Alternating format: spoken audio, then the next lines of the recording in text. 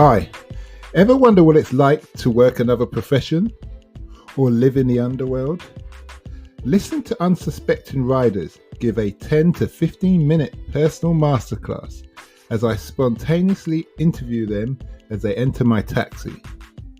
I'm your host, Simon Rushton, and this is Taxi Chronicles.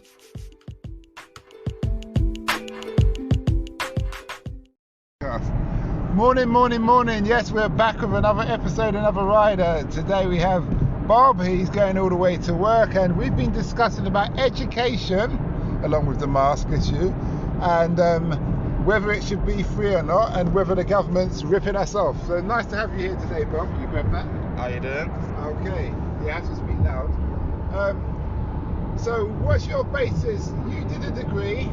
I did. And you were saying that you consider yourself lucky. Yes and no. I feel lucky in the sense that although my uni experience was expensive, at least I managed to get the full experience for whatever that was. I was able to at least be on campus. I was able to be with lecturers. But the biggest thing, I think, when you go to university, you want to be around people your own age, isn't it?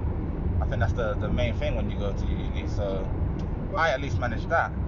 I would ask you, does it matter being around people, or is it acceptable just to do an open university? It is acceptable to do an open university. I feel that the people that attend these campuses, if that was what they wanted, then they would do that anyway, because we do have the open university. I feel like one of the major contributions in terms of why a student would pick to go to university, let alone which university to go to, is because they want that experience of the social experience. They want to be around other people their age. They want to be free in that sense. They want to live by themselves and have that independence. I think that's as much a bigger part, if not bigger, than the actual education itself. So it's a life learning experience then, being a bit independent. More so than a degree, I think. Okay, that's interesting. Okay, so on the expense sense, what's your take on what's happening today? $9,000 a year, and you're not in uni, and you won't be in uni until 2022, or you're not taking exams, or? I think people in this country are getting more prosperous. I think they're starting to value education more, and I think that's being exploited. And I think that's 10 times more apparent in this pandemic, where you're paying $9,000 and you're not getting a whole lot of return for your money, I don't think.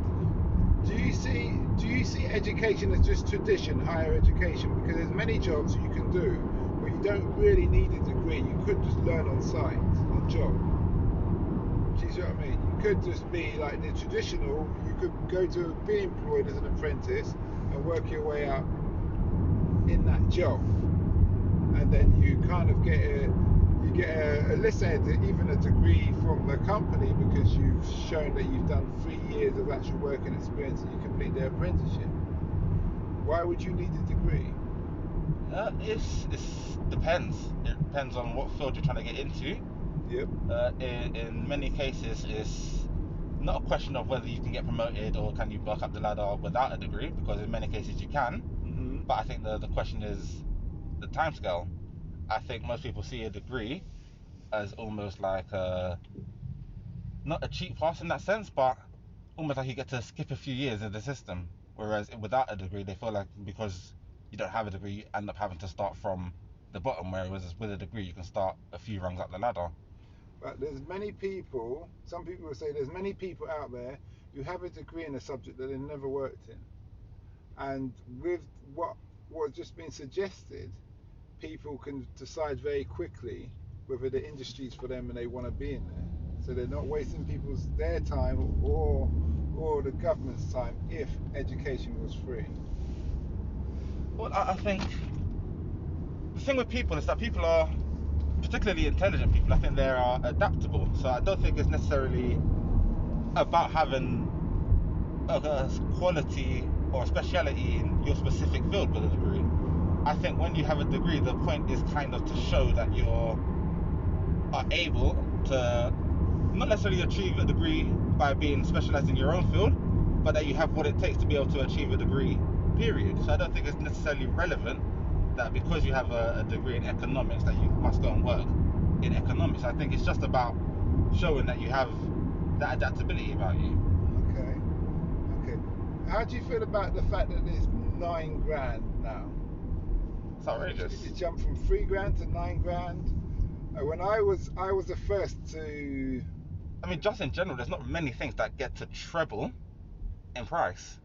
Yeah, that is true. It's this inflation at a huge scale. Do you think the government or the system can justify it? I don't think they have to. Very good point. Do you know who actually runs the student loan system? Is it a private company? Is it a government? No, I think it's subsidised a private company, but I think the loan itself is from a private investor. How true that is, I'm not entirely sure. Yeah, because why I say that is, if you started a business and you went bankrupt, you could claim bankruptcy and then the loan's forgotten about. But with the student loan, you're on indentured servitude for life because you have to pay that back no matter what your circumstances. So it's kind of superseded the law when you think about it. In a sense, it seems almost like a bit of a loophole in the system. Well, it's a big loophole considering everybody goes to uni and stuff. Okay. Quick question. If you could do it all again, would you? In 2021, certainly not, because like I said, I think you're getting not a lot of value for your money. In general, like I said, it's what I would say is this, is that if you believe that you're ready for university, because like I said, I don't think it's just the learning experience that's being considered. I think it's a life experience for a lot of people, because like I said, the majority of people going into university are those coming out of sixth form, those coming out of college, 17, 18, 19, so they haven't really got that life experience, that independence yet, and I think a lot of it is about that. If you have another way of being able to achieve that in your life, then I don't think the degree is necessary as such, because not this one, the next one. Okay. I don't think it's necessary though, because like I said, you can train up through the system, and there's other ways and apprenticeships and schemes, and like I said, the value of experience is probably more so than the degree itself, because you've got a lot of kids coming out of university with a degree and can't get a job because of the experience. To those, I'd suggest that if possible, you almost go and work for free if possible, just to be able to get some experience under your belt, because that's even more important sometimes than the degree. And the last question is, what's the impact you want to have in the world? I don't know, but positive left. Sorry, boss. Okay. Yeah. No problem. Yeah. I like that. That's still early in the morning, man. That's a very true statement there. I think we're here. Yeah, just here, right. All right, let me just grab that. Thank you. One second.